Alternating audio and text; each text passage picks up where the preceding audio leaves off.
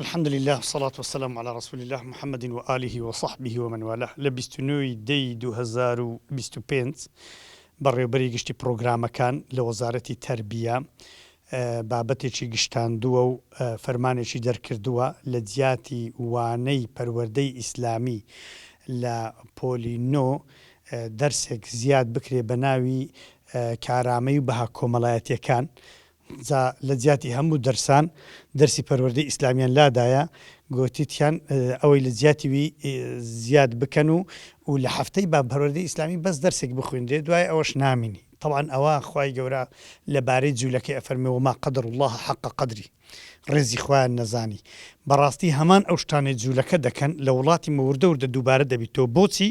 لەبەر ئەوەی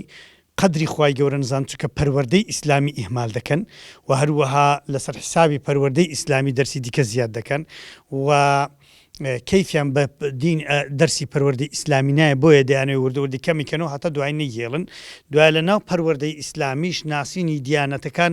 زۆر بەقووەترە زۆر جارە لە ناسینی ئیسلام و وردە ئەو نوع تەسەڕوفانە وامان لێ دەکا باوەڕمان بەو حکوومەت و بەو دەسەڵات و بەو تەربیە نەمینی کە دەیانەوێ منداڵەکانمان هەموو ڕۆژێ سبەینان زوو بکەونە بردەستیان جار لە بۆمە بگەڕێنەوە بە تەربیەتێکی سەقەت بەڕاستی ئێمە دەمانێ منداڵەکانمان پێشوەخت فێری تەربیە ببن ئەو جە فێری علم ببن چونکە تەربیە پێشی تعلیمە هەر کەسێک تەربیەتی نەبی ئەمەش میلەتێکی موسڵمانین لەسەر تەربیەتی ئیسلامی نەبی هیچ تەربیەتی شتکەمان لە دنیای ناوێ وەختی خۆی ئەوەی عەجائب بوو بینیم لە کۆلێژی لە زانکۆی سۆران داوایان کرا کە کۆلێژی شریعە بکرێتەوە گوتیان نا کۆلێژێک دەکەینەوە بە ناوی ناسینی بیر و باوەڕەکانی شەرقی ئەدیانی شەرقی کەسی هەر ئەویشان نەکردەوە لەوەش عەجایبتر سەرۆکی زانکۆ خەریجی کولێ شەریعەش بوو هەر ئەوەی نەکردو ئیتر بە کوردی و کورتی ئەو حکوومەتە دینی ناوێ ئیسلامەتی ناوێ بەڵام ئەوە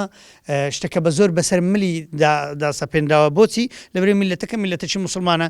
نازانن چۆن خۆیان لەگەر میلەتی موسڵمان بگونجێنن بە واسطەی دەرسێکی بە واسطەی دوو دەرسی بەسیط خۆیان بە موسڵمان پیشان دەدەن لە ڕووکەش بەڵام لە ناوەڕۆکدا ئەوانە عەلمانینە و دەیانەوێ عەلمانیەت لە کوردستانێ بچەسپێ لا دینیەت بچەسپێ دەیانەوێت دینی خوای گەورە دینی ئیسلام لە خەڵکی تێک بدەن